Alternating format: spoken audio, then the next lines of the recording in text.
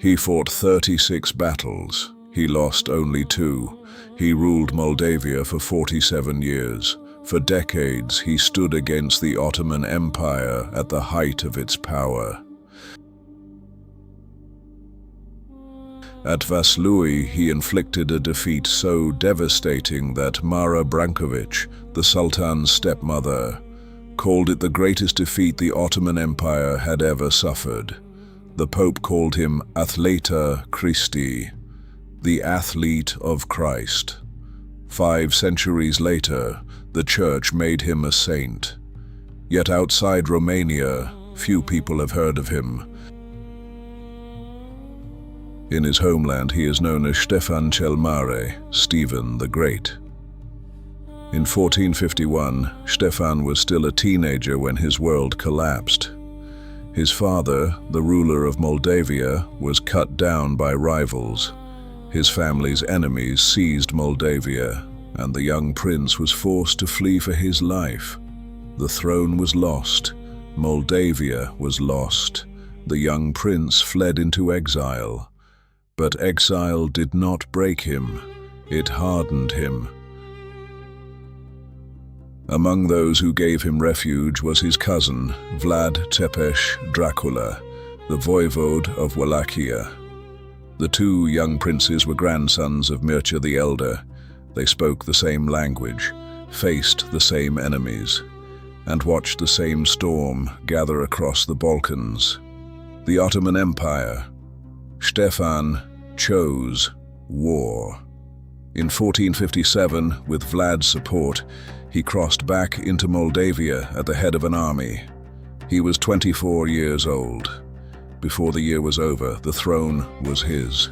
He would not surrender it for the next 47 years. He spent those years fighting, praying, building, enduring. After every victory, he raised a church or monastery, not to celebrate himself, to thank God.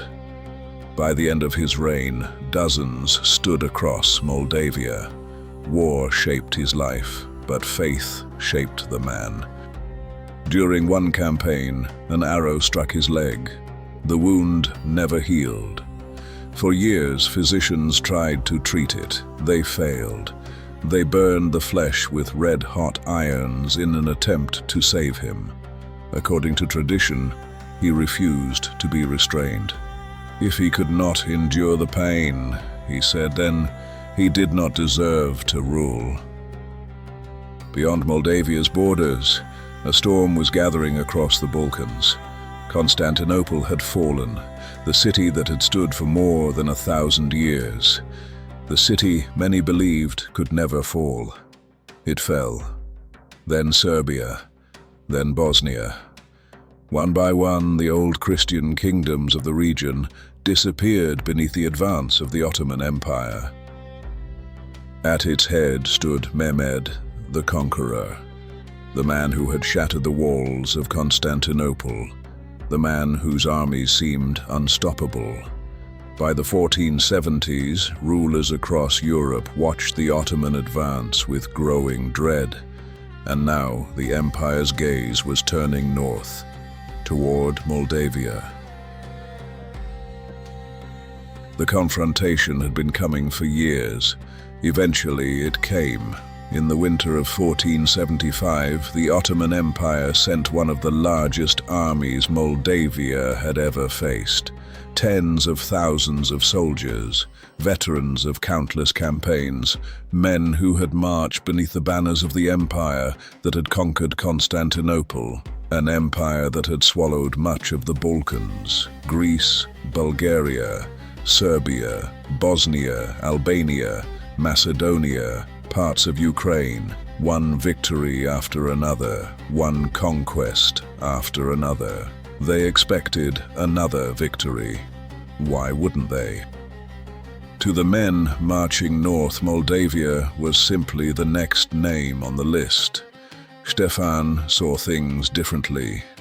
He had no intention of meeting them on their terms. If Moldavia was going to survive, strength alone would not save it. The Ottomans were marching into a trap. Stefan had spent years preparing for this moment.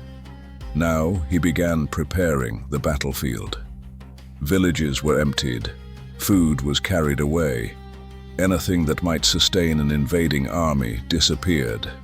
As the Ottomans marched deeper into Moldavia, the land itself seemed to turn against them. Bitter winds swept through the frozen forests. Snow crunched beneath thousands of hooves. The rivers flowed black beneath sheets of ice. And then came the fog.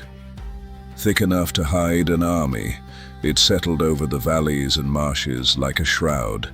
Ahead lay Vaslui. Stefan had chosen the ground himself, and he intended to make the empire pay for every step. Soon, the fog would come alive with the sound of war.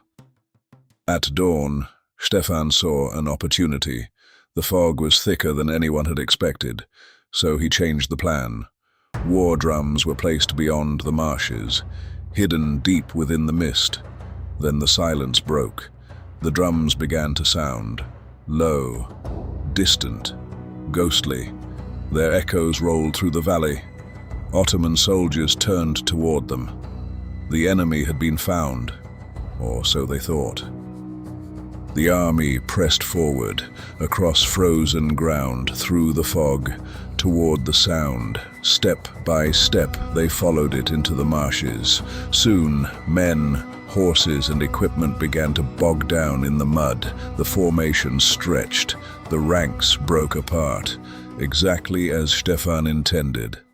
The trap was closing, and then the attack came. Arrows tore out of the mist. Men fell before they ever saw who had struck them. Then came the war cries, terrifying, relentless.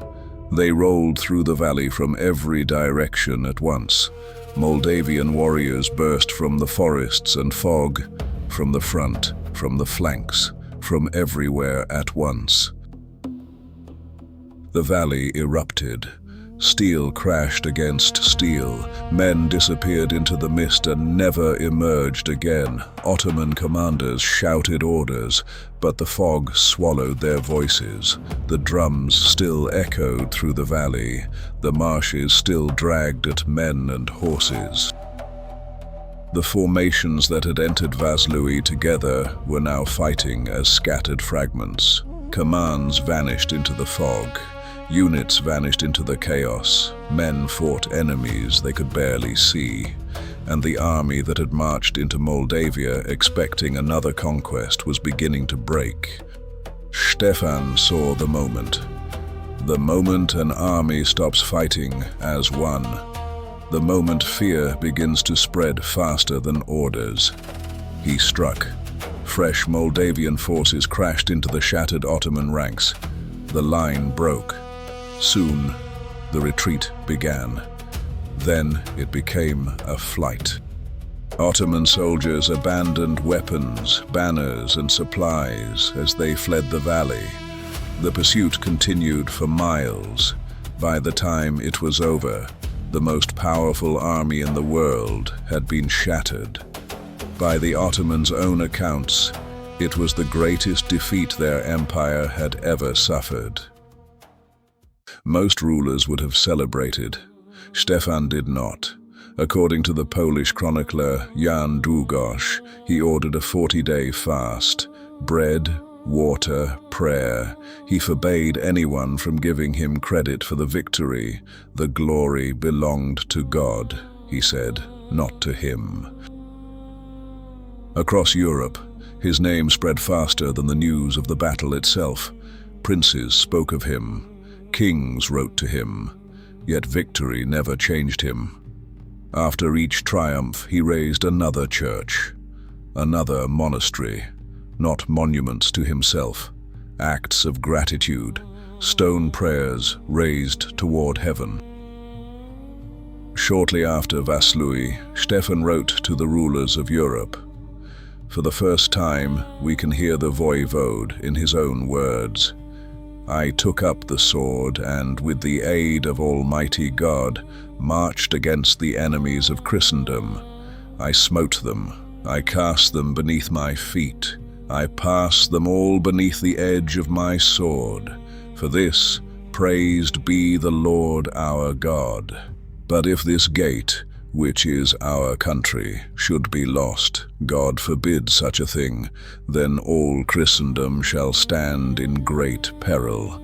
Therefore we beseech you to send your captains to our aid against the enemies of Christianity whilst there is yet time. And for our part, we pledge, upon our Christian faith and upon the oath of our rule, that we shall stand firm and fight unto death for Christendom, we ourselves.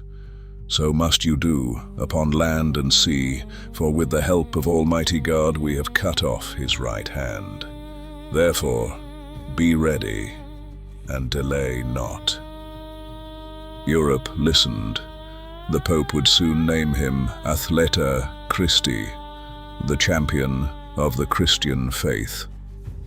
More than 5 centuries later, the Romanian Orthodox Church canonized him as a saint. Today, hundreds of thousands of pilgrims still make the journey to his tomb at Putna Monastery every year. Not because they long for the past, but because some men never truly become the past. They become the measure, a promise kept that when the storm comes, one man can still choose to stand. Courage eternal.